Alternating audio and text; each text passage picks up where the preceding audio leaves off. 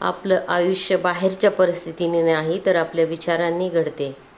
आपला माइंडसेट म्हणजे आपल्या आयुष्याचा पाया आहे.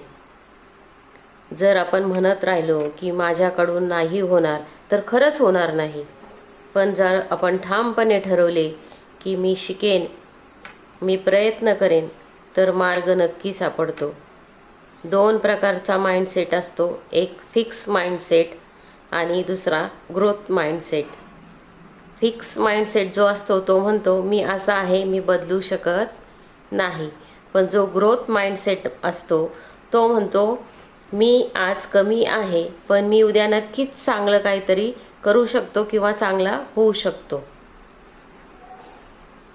ज्या लोकांनी आयुष्यात मोठे यश मिळवले त्यांनी परिस्थितीला कधी दोष दिला नाही, तर स्वतःला सुधारले. अपयश आलं तर ते म्हणाले ठीक आहे, मी पुन्हा करेन, मी पुन्हा शिकेन, मी पुन्हा प्रयत्न करीन. टीका झाली तर ते म्हणाले सुधारण्याची संधी आहे. म्हणजेच आपलं यश हे आपल्या माइंडसेटवर, आपल्या विचारांवर अवलंबून असते. दररोज स्वतःशी बोला, मी शिकत आहे, मी वाढत आहे, मी बदलत आहे. नकारात्मक विचार आले तर त्यांना लगेच थांबवा. असं नाही की नकारात्मक विचार येतच नाही, येतात, पण त्यांना थांबवायचं कसं हे पण आपल्याला समजलं पाहिजे. आणि त्यासाठी पॉझिटिव्ह थिंकिंग हे फार महत्त्वाचं आहे.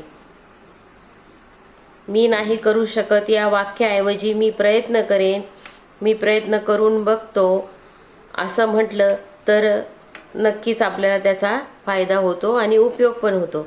जिंकणारे लोक वेगळे नसतात, त्यांची विचार करण्याची पद्धत वेगळी असते. आपला माइंडसेट जर मजबूत असेल तर अडचणी आपल्याला थांबवू शकत नाही. आजपासून ठरवा, मी तक्रार करणार नाही, मी कारण देणार नाही, मी फक्त कृती करणार. कारण आयुष्य बदलण्यासाठी परिस्थिती बदलण्याची गरज नसते, विचार बदलण्याची गरज असते. आपले विचार चांगले असतील तर नक्कीच आपलं माइंड पण चांगलं राहतं, आपले विचार पण सकारात्मक राहतात आणि त्याच्यामुळं नक्कीच आपली परिस्थिती म्हणजे आपण स्वतःला बदलू शकतो. पण यासाठी सराव करण्याची फार गरज असते. असं नाही की आज मी ठरवलं आहे की मी फक्त पॉझिटिव्ह थिंकिंग करणार आणि तसं लगेच माझे सगळे विचार पॉझिटिव्ह होतील, असं कधीही घडत नाही. त्यासाठी आपल्याला सातत्य हे ठेवावं लागतं. रोज त्यासाठी थोडासा 5-10 मिनिट वेळ द्यावा लागतो. जर नकारात्मक विचार आले तर त्यांना डिलीट कसं मारायचं हे पण आपल्याला कळलं पाहिजे.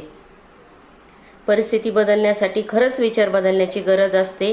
जर माइंडसेट बदलला तर आयुष्यही कसं हळूहळू बदलायला लागतं हे